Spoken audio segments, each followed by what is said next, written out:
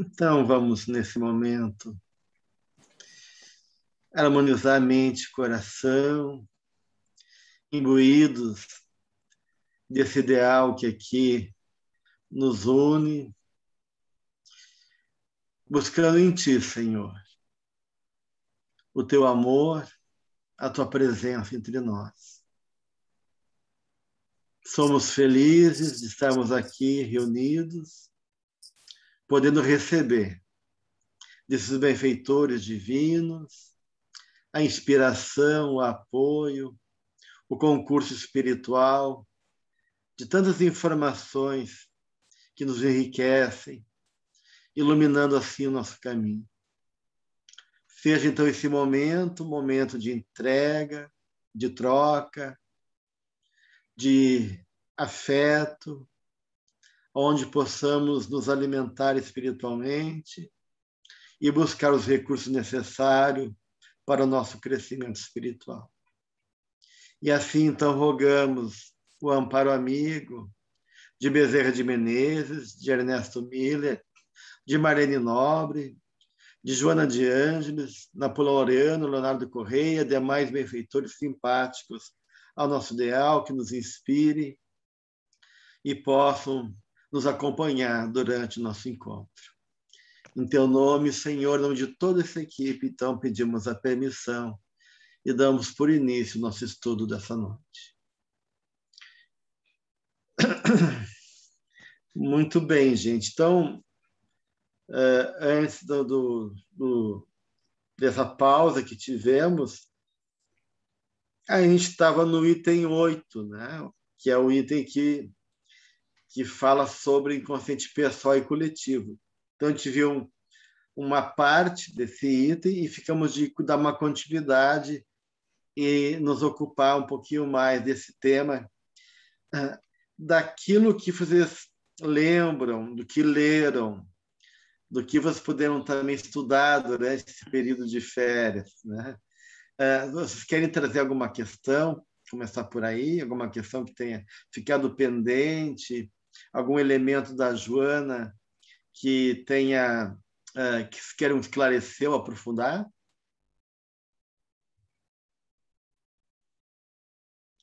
Tudo certo? Ficou claro para vocês a diferença entre inconsciente coletivo e inconsciente pessoal?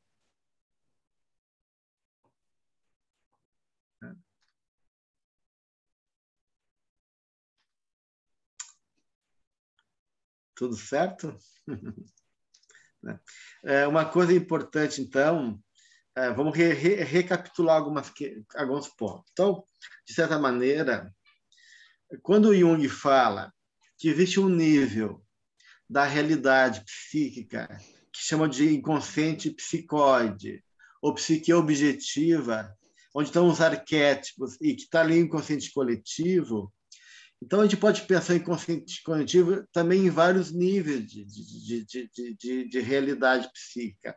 Desde esse nível mais perto, que envolve a história da humanidade, né? Que envolve, digamos assim, a história da humanidade dentro de cada um de nós, e que Joana, de alguma maneira, vai falar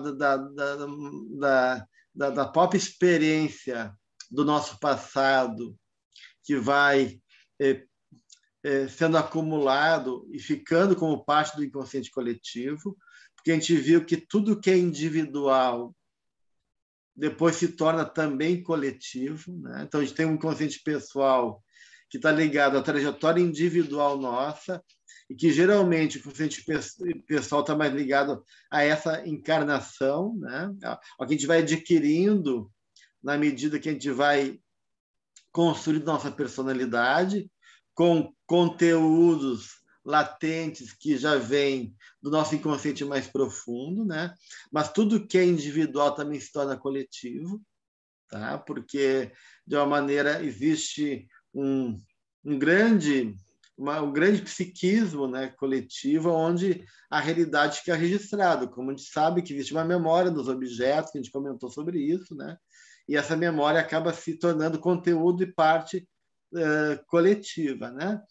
E tem uma parte do inconsciente coletivo que é essa psique objetiva, que é aquilo que é comum, que é universal para todos nós, independente da nossa história, independente da realidade que compõe a construção de uma cultura espiritual das minhas várias encarnações, né? Tem algo que é comum a todos, que está lá, de alguma maneira, identificado quando Kardec pergunta aos espíritos onde está escrita a lei de Deus. E os espíritos, eles dizem, na consciência do homem. Então, essa lei divina, ela é universal. É igual para todos nós, não tem diferença. E essa lei divina está inscrita também na nossa consciência, ligado, então, ao inconsciente coletivo. Tá? Porque no inconsciente também existe consciência. Consciência não é uma prerrogativa apenas da qual o ego se movimenta. Tá? Existe ilhas de consciência dentro da gente também. Tá bom?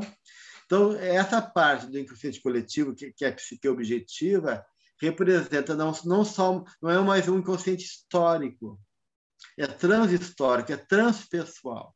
É um inconsciente que é, de uma maneira, realmente o caudal, a base de sustentação da própria constituição da nossa natureza e da nossa realidade. E por isso que Jung chama de psique objetiva, porque ele é realmente objetiva. Porque a subjetividade é uma construção nossa, nós subjetivamos a realidade. Né? Os próprios instintos vão sendo subjetivados. Mas essa realidade, ela é objetiva, ela é o que é, então, ou seja, é a verdade. E, como tal, representa as leis naturais inscritas dentro de cada um de nós. Tá? Até aqui, tudo bem? Ok. Sim. Então, de uma maneira, dentro dessa visão, né, do inconsciente, né, pessoal, coletivo, a gente tem que entender que esse inconsciente também não é só um espaço interno. Ele é um espaço externo também. Tá? Então, o inconsciente não está só dentro de nós. Nós estamos dentro do inconsciente. Isso, de uma maneira, está falando também do inconsciente coletivo. Então, a gente pode pensar o inconsciente coletivo não só como um arquivo e os conteúdos que envolvem a nossa história e a história da humanidade como dentro de cada um de nós e também a psique objetiva, mas também o inconsciente coletivo como se fosse a alma do mundo. Ou seja, uma atmosfera psíquica que nos envolve como os elementos, estímulos, informações da qual vão ficando presente como parte da nossa realidade. Né? Por isso que a gente pode falar num karma coletivo. Né? Existe um karma coletivo. Tipo, o Brasil tem o karma coletivo do Brasil. Né? Então, todos nós que estamos comprometidos com esse campo de vida que é esse espaço geográfico brasileiro e a história do Brasil, estamos comprometidos com esse karma brasileiro. Então, esse karma coletivo fala do inconsciente coletivo. Né? Então, quando a gente está num ambiente psíquico, essas informações que estão presentes como parte daquele ambiente faz parte também do inconsciente. E por isso que eu acho importante entender que esse inconsciente não é só fora, não é só dentro, mas também é fora. Tá? Para a gente poder ter essa ideia que a gente está falando de um dentro, mas também de um campo que se estende para fora de nós. E esse campo nos influencia também, tanto do ponto de vista daquilo que sai de nós, daquilo que chega enquanto reflexo da própria realidade que está em nossa volta e que permeia, estimula e interfere na nossa realidade. Isso o André Luiz também vai falar muito bem nas obras dele. Tá? Bem, e aí, dando continuidade a essa ideia, a Joana vai falar, então, no autodescobrimento, quando é um dos dos livros dela, que ela vai apresentar essa ideia de aparelho psíquico, depois ela retoma isso de uma certa maneira. Então, porque o pensamento de Joana ela é circular, né? Ela vai escrevendo e depois, em outras obras, ela retoma essa circularidade, aprofunda e acrescenta novos elementos, que parece até contraditório o que ela falou lá. Mas não é contraditório, é que, na verdade, ela vai elaborando como se ela tivesse a cada processo de criação da série psicológica, criando um diálogo com o que ela já escreveu, né? E retomando esse diálogo, trazendo mais elementos para ser pensado. Tá?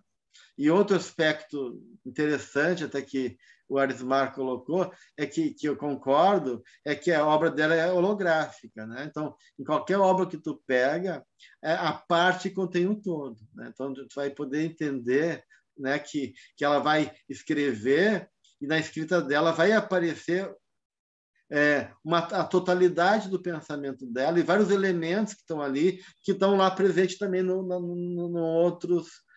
outros livros dela, mesmo que seja um livro específico, como a Psicologia da Gratidão, que é um tema específico, mas na Psicologia da Gratidão está sintetizado tudo o que ela já falou nas obras anteriores. Tá? Bem, então, no livro Autodescobrimento, capítulo 4, ela então vai começar a trazer justamente essa noção do inconsciente. Então, o capítulo é inconsciente, o inconsciente e a vida, onde ela vai falar do inconsciente e ela fala de dois tipos de dois níveis do inconsciente, o subcortical e o inconsciente cortical. Vai falar do subconsciente e vai falar também do inconsciente sagrado. Né?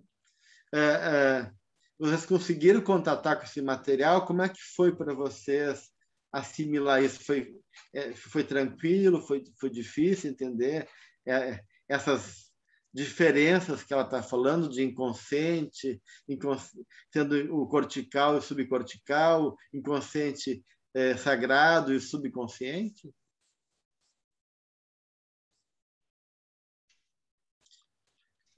Nosso irmão ali pode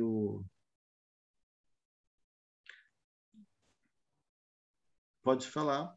Desculpe, Gelson. Não, pode falar.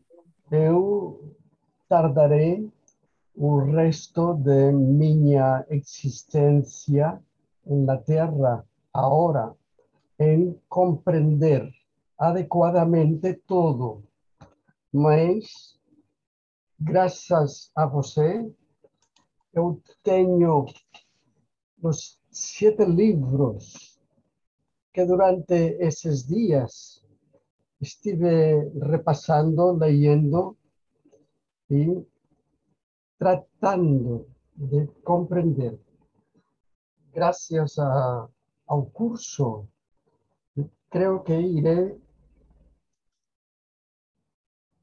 entrando información que para mí me está ayudando mucho en el desarrollo de mí mismo frente al desafío del autoencuentro, del autodescubrimiento. Estoy pleno de gratitud. Que bom, a gente fica contente, porque essa é a ideia, né? Que a proposta do curso é justamente essa, favorecer o processo de autodescobrimento, alargar a nossa consciência e ajudar a poder estabelecer um diálogo mais criativo e mais efetivo em favor do nosso crescimento espiritual, né? Conosco e com a vida, né? Então, essa é a ideia, né? Bem, então no capítulo 4, ela vai começar a falar desse inconsciente cortical e subcortical. Então, ela relaciona o conceito de inconsciente junguiano, coletivo, ao inconsciente subcortical. Né? Então, isso ela começa a trazer isso, né? E aí ela vai colocar campo, né, que envolve, nos elementos que envolvem esse inconsciente coletivo, toda a gama, né, da presença, uma presença dentro de nós, né, de todas as experiências que tem elementos mitológicos, eu estou falando, ou seja, desse pensamento arcaico, mítico, primário que está lá, né, dos grupos sociais, então todas as fantasias e todos os elementos arquetípicos que organizam a vida social, ela vai colocar aí. Ela vai colocar também e esse processo todo não está separado para a Joana de Ângeles da estrutura hereditária do cérebro humano. Então, esse inconsciente subcortical, ela fala que ele é fisiológico, que ele é instintivo e, portanto, automático.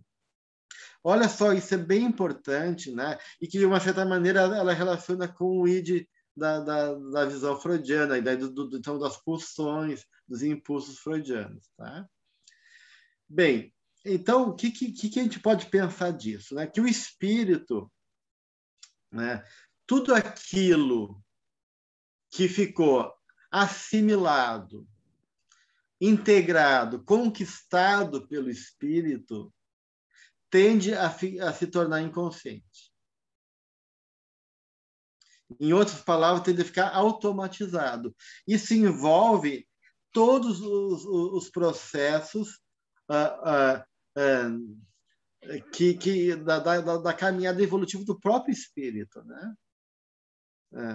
Então, aí a gente vai ver assim os registros anteriores até a consciência desperta como espírito. Ou seja, isso remonta até ao núcleo anterior à nossa condição de espírito, que é o núcleo de princípio espiritual, né? Onde estão repetições milenares de padrões de comportamento na faixa animal também, né?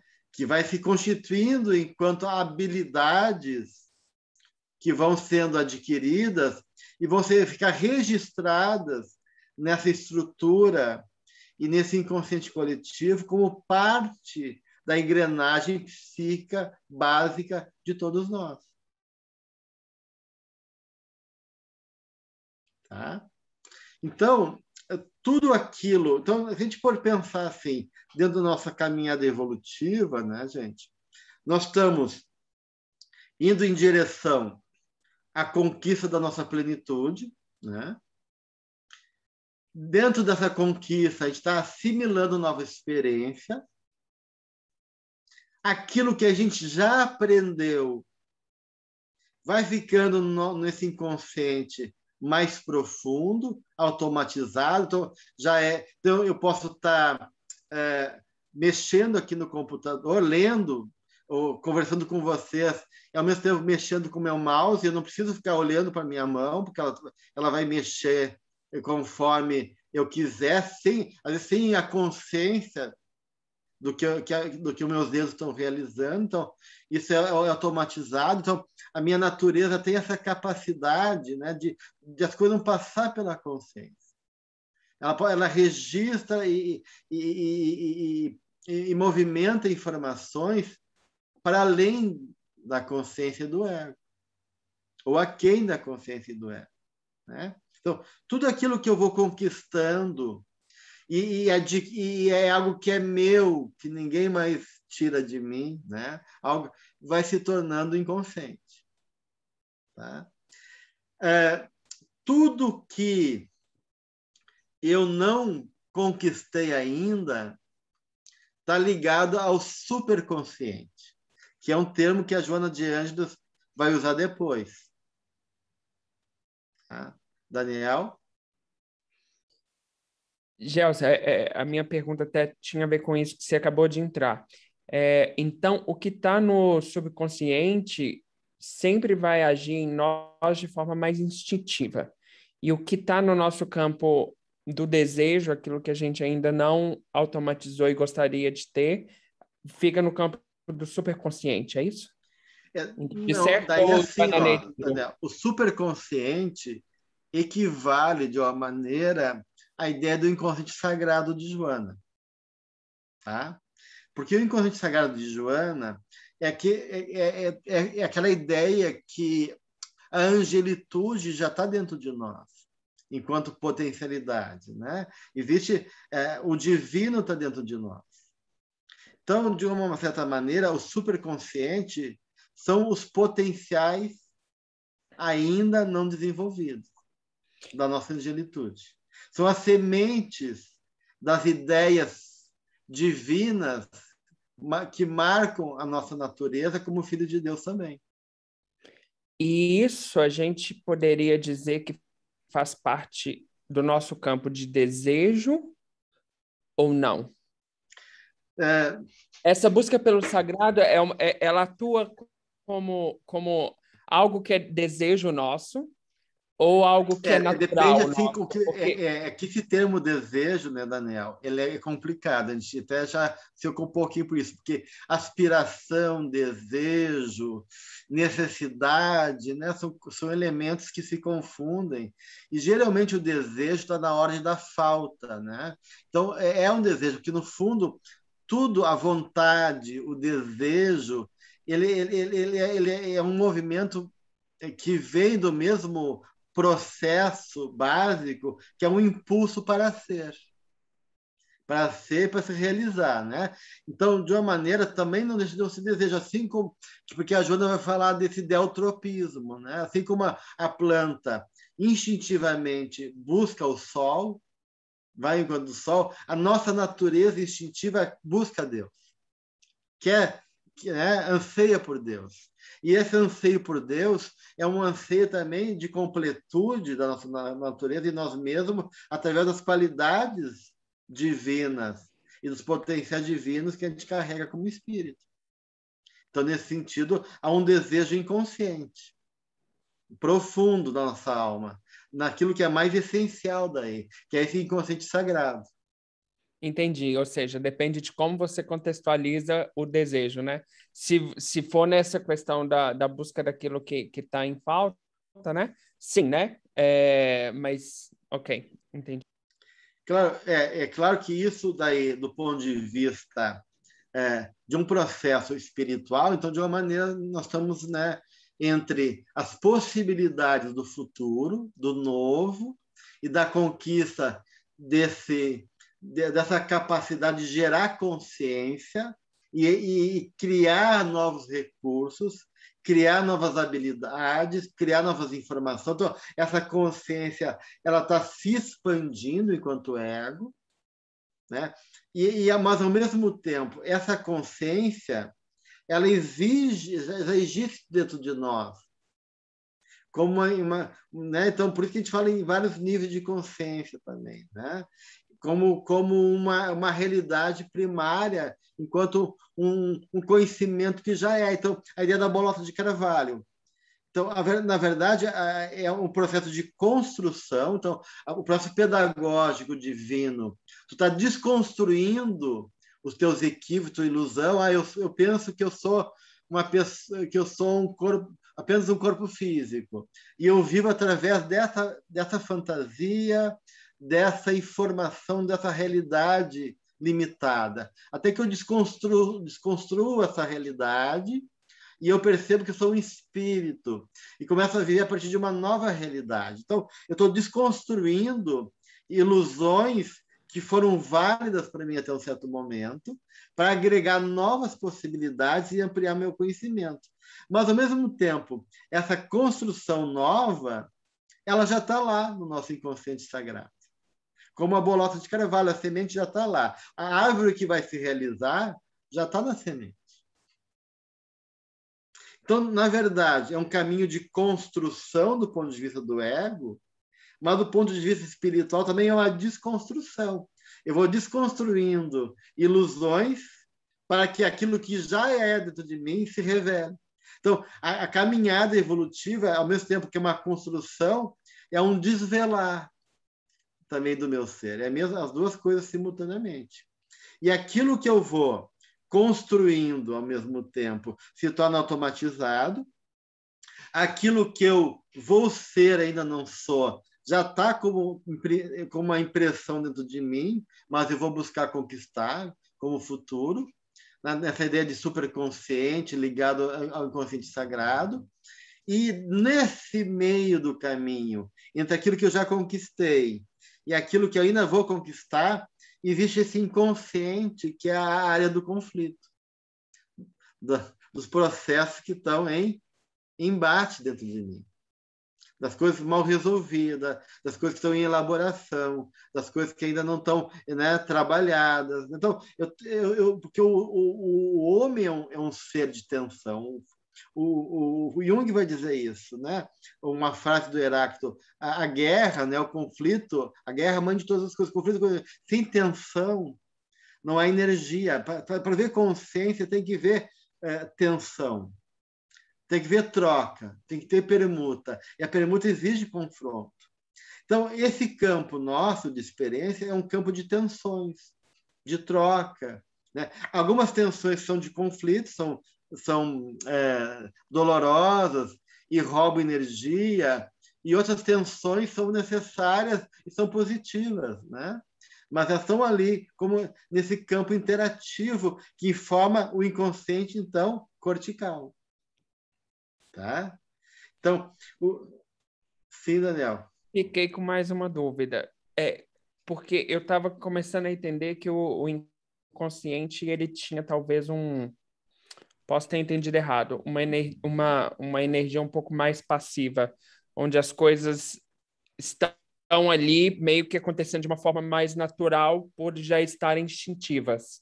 E não, ele também tem uma parte ativa muito forte também. É isso? Sim, tem uma parte ativa, porque de uma maneira o próprio instinto, né, é uma força dinâmica, né? O Jung vai dizer, o instinto é movido por um princípio espiritual, em direção a uma realização espiritual.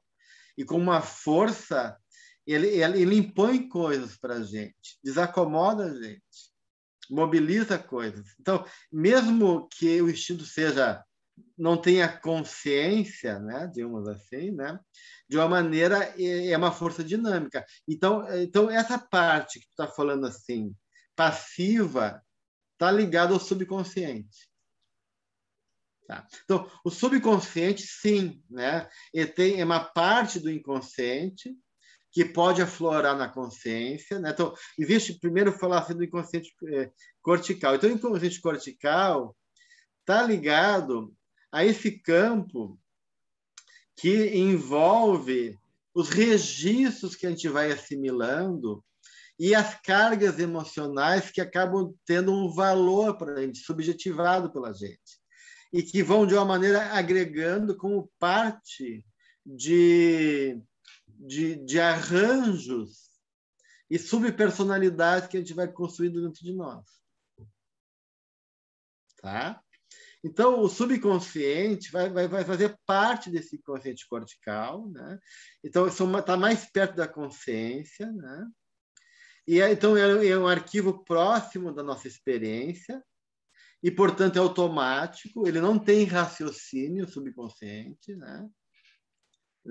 E ele é estático, é como se fosse, né, coisa que a gente que o nosso computador vai botando para dentro, né? Nosso cérebro, né? Mas, de uma maneira, como tem uma carga emocional, esse processo que não tem raciocínio, ele mantém um vínculo com a nossa personalidade do ser e acaba ganhando representação emocional e agindo, né? Então, por exemplo, eu tenho uma experiência da minha infância que foi negativa. Está lá no meu inconsciente pessoal, no meu subconsciente. Tá? Essa experiência negativa está lá marcado com uma memória emocional. E, de repente, aquilo aflora por associação. E vem com a carga emocional, eu tenho que lidar com aquilo. né? E dentro do meu campo de ser, aquilo pode ganhar uma relação com elementos meus, de representações que eu vou associar àquela imagem emocional, e aquilo vai ganhando uma complexidade na minha personalidade. Ou eu vou me identificando com aquilo. Tá? Então, isso tem a ver então, com esses conteúdos subconscientes. Tá, gente? E que, de uma maneira, vão interferir na nossa consciência, ou vão gerar pontos de cargas emocionais, né? Então, esses pensamentos, essas experiências emocionais, o que acontece? Na medida que elas estão arquivadas no nosso inconsciente pessoal ou no nosso subconsciente, elas vão programando, então, atitudes nossas, ou seja, vão interferir no nosso comportamento. Mas, então, a gente pode, de alguma maneira, tentar reprogramar isso, né? E tirar essa carga emocional, ou transferir isso para outro patamar, ou estabelecer relações que possam desmanchar ou tirar a força daquele elemento que está ali presente, arquivado no meu inconsciente pessoal. Tá? Então, de uma maneira, exatamente é isso, né? Então, eu tenho uma imagem que eu trago do meu passado, que não está automatizada ainda, enquanto uma função, porque daí esse inconsciente subcortical se torna funções da minha, né? Aquilo que é conteúdo e não é função, e que está ligado a representações emocionais, estão ali vivos dentro de mim ainda. Por exemplo, eu tenho uma culpa do meu passado, eu matei alguém, né? Está no meu inconsciente, e eu não estou em paz com aquilo, né? Eu não estou elaborado por causa das ligações afetivas que envolviam aquele ato, dos espíritos obsessores que me perseguem também, e que, de uma maneira, provocam um conflito em relação àquela experiência. Então, e aquilo me fala de uma qualidade minha, ou seja, fala de como eu lidava com a vida, ou seja, aquilo tem implicações morais. Quando eu falo em implicações morais, tem a ver com valores que eu elegi naquele momento, que fez eu agir daquela maneira. Então, é um conflito de consciência, na sentido que eu estou me confrontando com a qualidade e as referências que guiam a minha vida enquanto valores.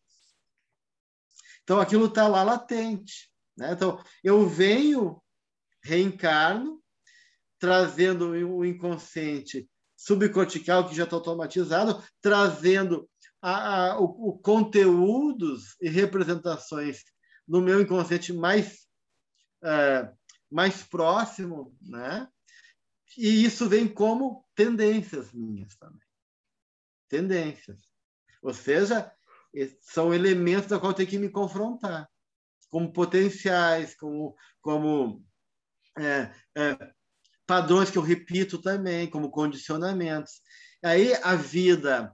Por isso que eu tenho que ter uma fase da minha existência onde não só eu esqueci do passado, mas eu passo pela infância, aonde eu posso agregar novas informações de maneira mais forte emocionalmente, porque a fase infantil favorece isso, né? A fase infantil, eu estou num processo ainda de ser fertilizado pela vida e ter uma carga emocional que vai registrar novas experiências que vão daí entrar em choque, né, com o meu passado, possibilitando nessa tensão de forças uma transformação, uma de mudança, né? Onde esse novo pode ajudar, então, a mudar o passado, ou, em alguns casos, reforçar o que já está lá. E eu me complicar mais ainda, né? Porque o novo, a vida é uma possibilidade, não é uma garantia, né?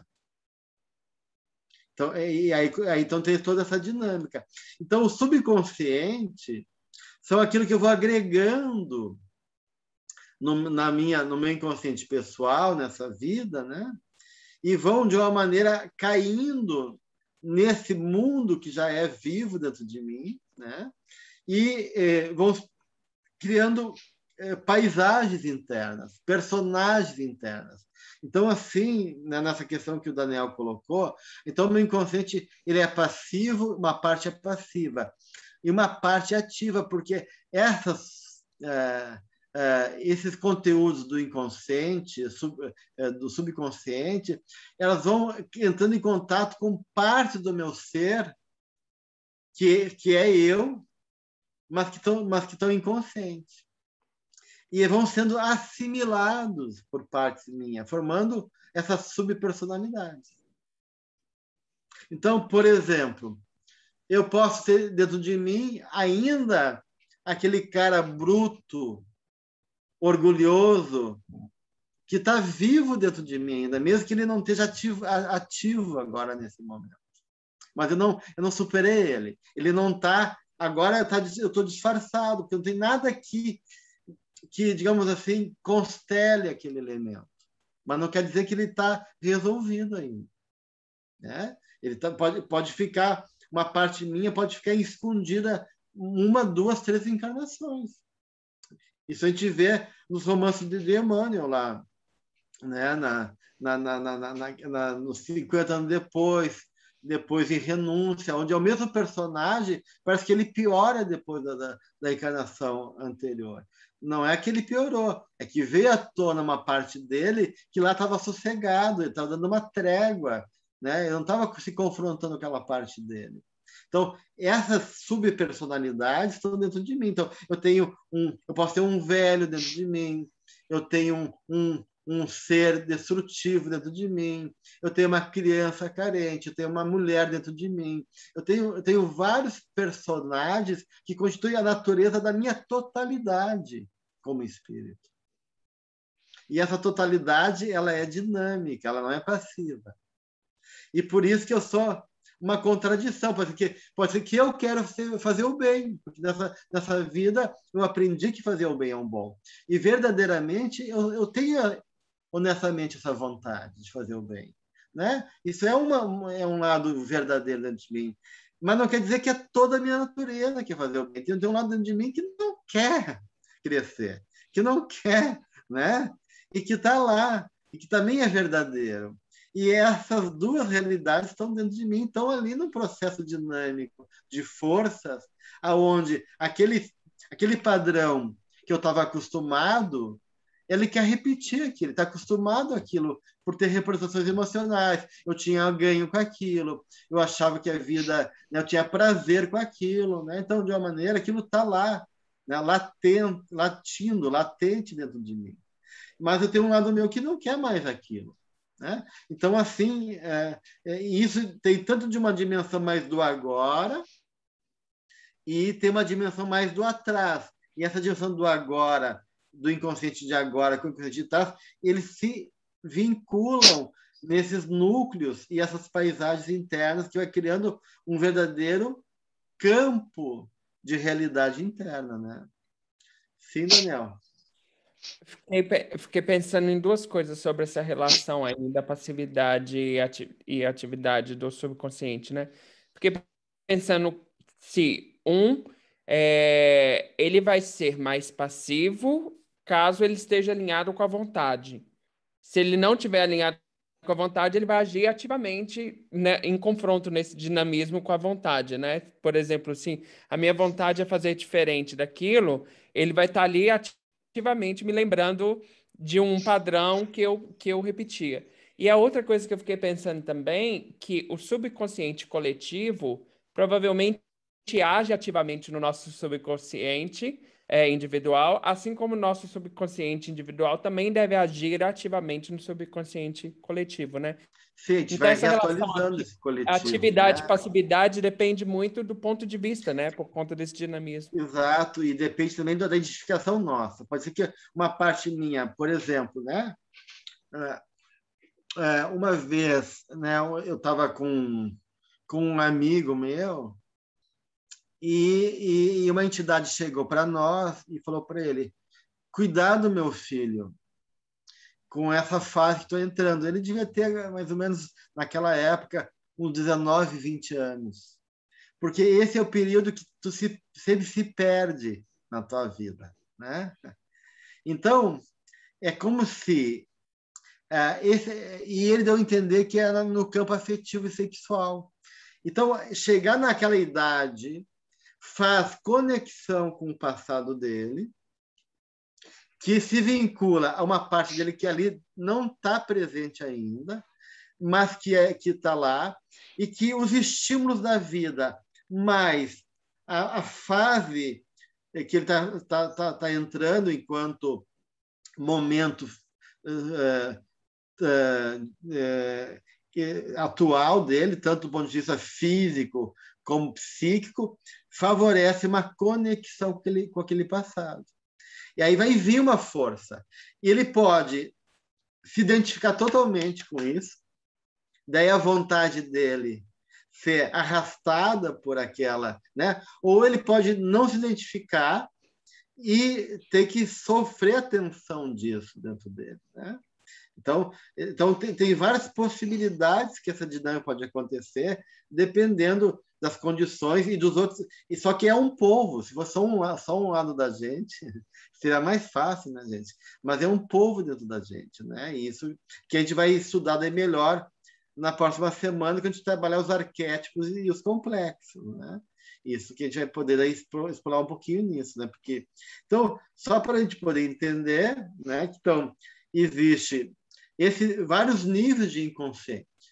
O subconsciente, que é o inconsciente mais próximo à consciência, que está ligado a esses elementos que a gente vai assimilando no processo da nossa caminhada da infância, tem a ver com os traumas, com os condicionamentos e tal, e vai sendo arquivado no nosso inconsciente, sendo agregado aos conteúdos que já estão lá. O inconsciente familiar, o inconsciente racial, o inconsciente cultural, o inconsciente dos nossos passados mais remotos, até chegar nesse nível do subcortical, que é todos os automatismos que a gente já conquistou ao longo da nossa evolução espiritual, né?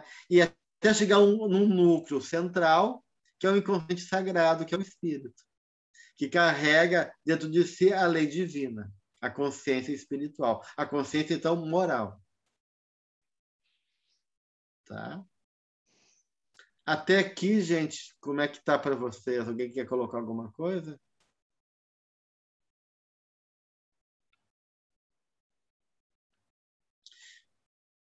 Então, a gente tem dentro de nós, como o André Luiz também coloca, o presente, o passado e o futuro, né? Que o André Luiz vai colocar no lobo frontal, e a Joana vai falar também dessa superconsciência, né? Que é os potenciais do indivíduo, que é uma ressonância desse inconsciente sagrado que ela coloca aqui no capítulo 4.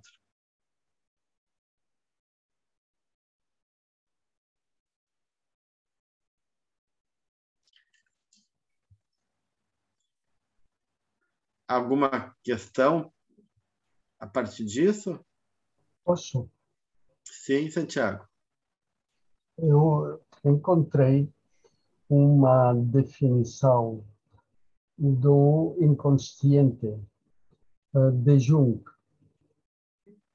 que engloba todo lo que tú has definido ahora. Él hace una definición del inconsciente. Naturalmente, para mí, que soy un desconocedor de todo lo que es la psicología, me pareció extraordinario esa definición del inconsciente. La encontré en un documental, Uhum. La sabiduría de los sueños. Sim, eu conheço esse. Uhum. E qual é o conceito que tu pegou ali?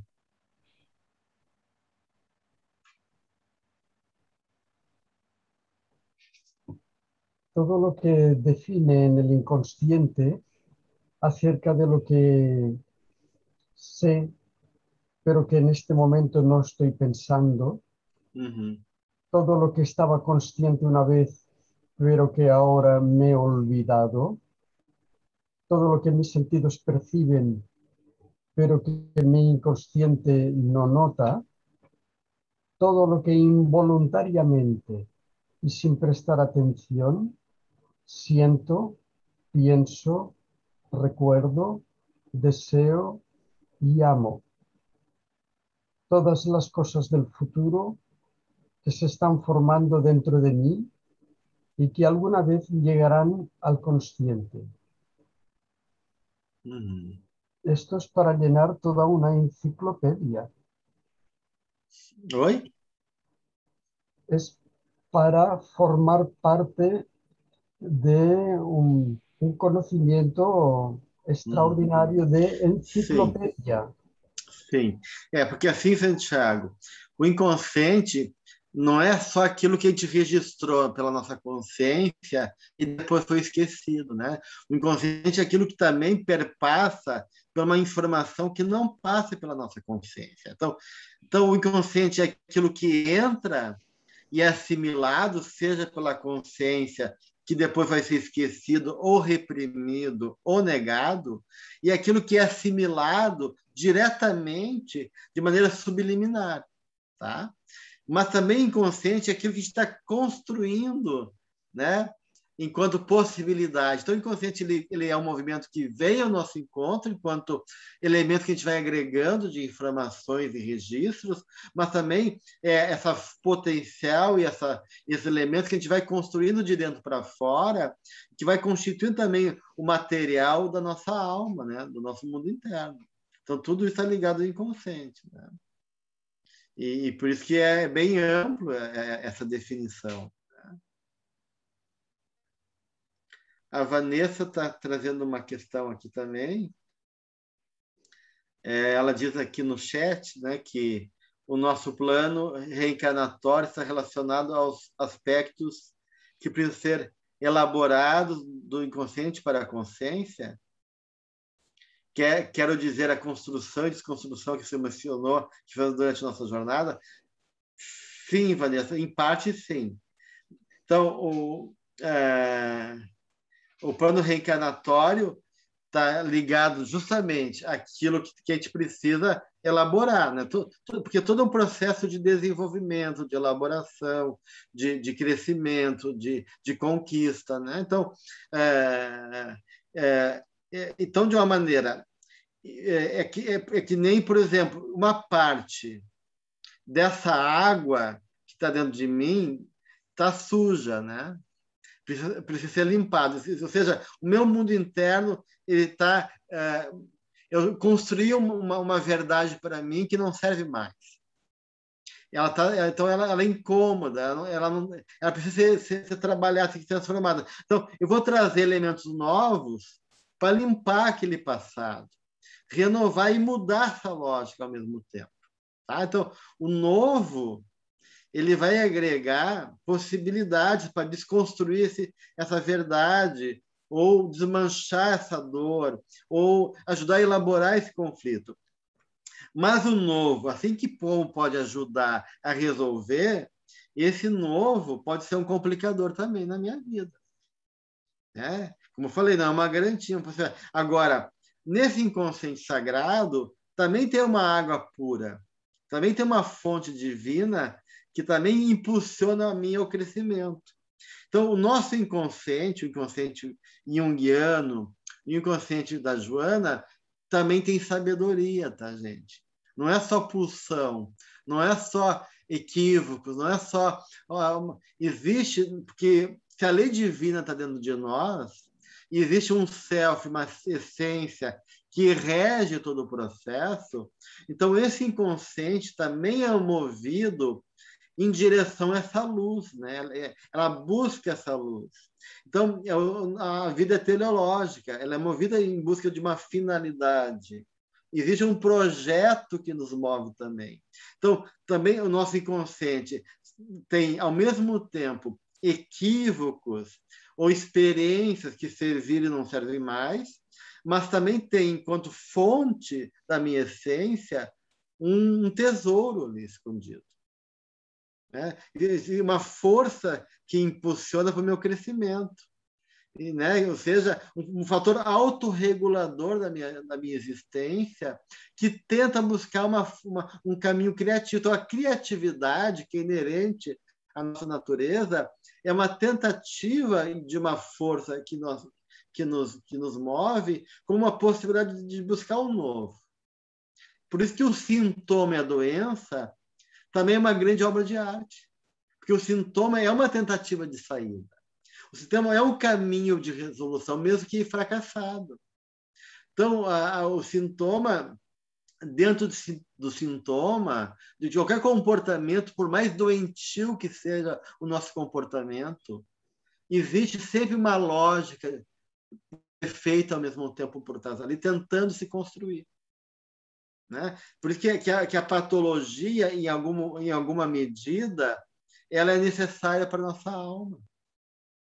Né? E ela é uma condição válida, muitas vezes, do nosso processo evolutivo. Márcia, quer colocar alguma coisa? Eu queria entender um pouco, então, é mais ou menos isso, então, como diz que tem a questão do auxílio que a gente tem nas nossas reencarnações. Então, por isso que às vezes a gente nasce em determinadas famílias e a gente acha que está no lugar totalmente errado, por exemplo, que são extremamente intolerantes, por exemplo, porque eu acho que eu sou uma pessoa tolerante, mas talvez porque eu tenho aquilo escondido dentro de mim, aquela minha intolerância, talvez eu tenha precisado nascer nesse ambiente que eu estou para trabalhar isso, né? Para a minha evolução. Seria um exemplo. Isso é uma possibilidade, né, Márcia? Porque, na verdade, a psicologia, né, no campo psicológico, é muito complexa, é uma lógica complexa, é uma lógica não linear. Né?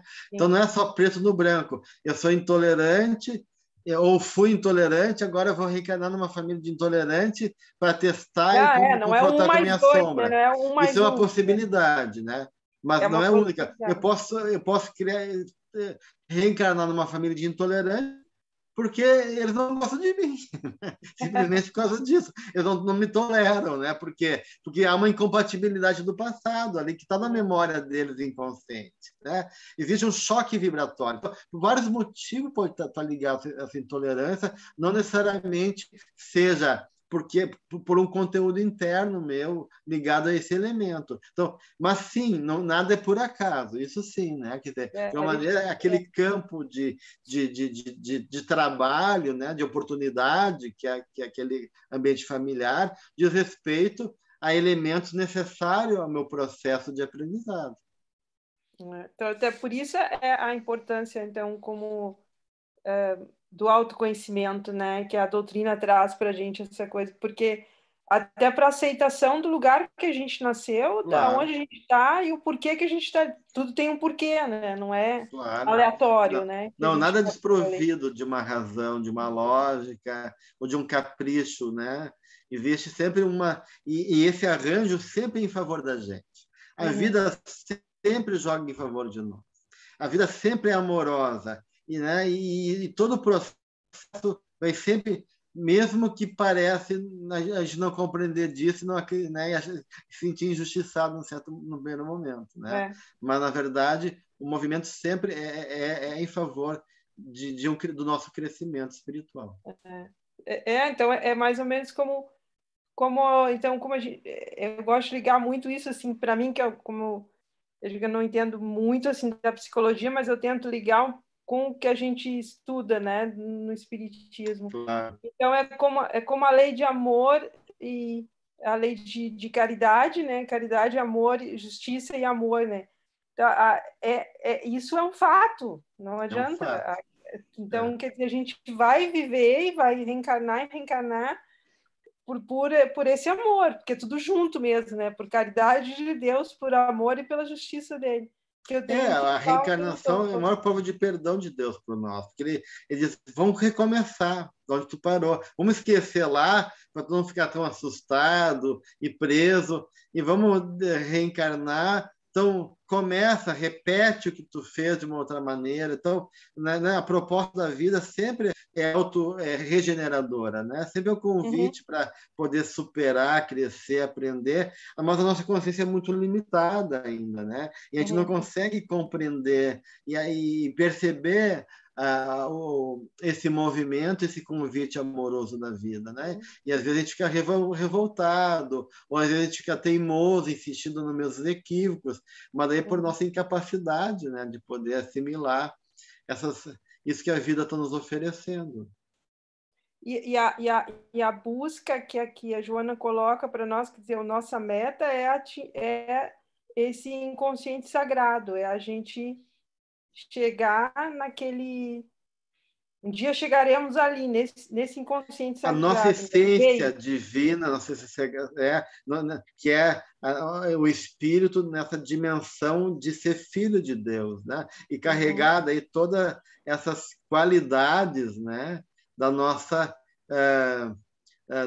filiação divina que nos leva à plenitude do ser, né?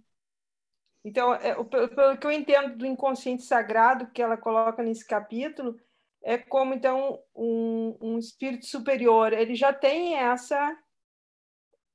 já atingiu ele vive esse inconsciente sagrado. Sim, o inconsciente se realiza daí a partir dessa dimensão da perfectibilidade do espírito, da lei do amor, da verdade, da harmonia, né? Todas as virtudes e qualidades inerentes daquele que já conquistou, né? Por isso que ela fala da sabedoria, que não é frieza, mas é um equilíbrio, né? Ele já atingiu aquele equilíbrio, então ele não se, né? Não se perturba, como a gente, né? E não se perturba nem se deslumbra como a gente. Ele consegue viver aquilo equilibrado. Era isso aí mesmo que eu queria, era essa dúvida. Obrigada. Muito bem, gente. Nosso tempo tá chegando ao fim. Então, semana que vem, a gente já entra como continuação do nosso estudo no item 9, complexos e arquétipos.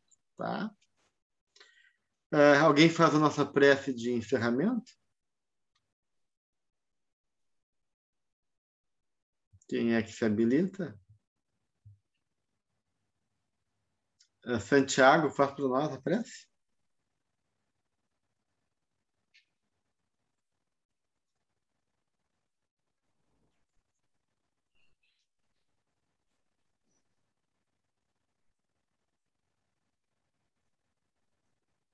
En nombre de Jesús, nuestro divino amigo,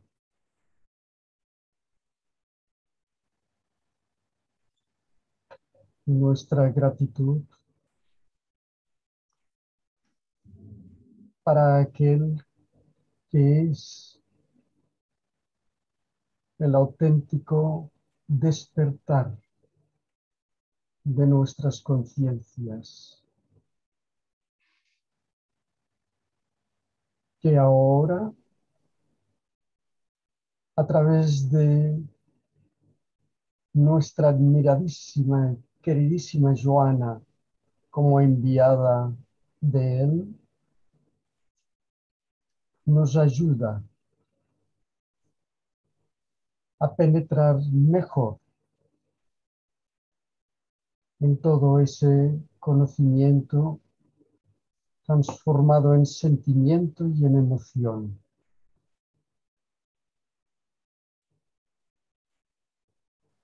Muito obrigado a Gelson, Fabrício, a María que me facilitó nuestra gratitud a todos ellos.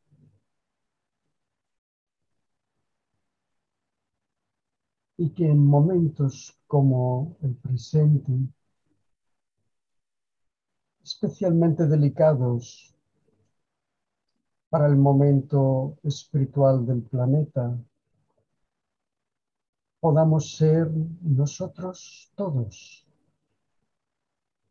sinceros colaboradores de la magna obra de la construcción de ese nuevo mundo que empiece por dentro de nosotros. Muchas gracias, Juana de Ángeles. Que Dios te bendiga y que bendiga a todos nosotros.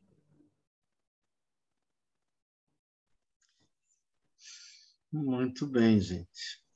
Então, uma boa semana a todos, né? E quarta-feira que vem, então, a gente tá aí de novo, tá bom? Tchau, tchau. Tchau.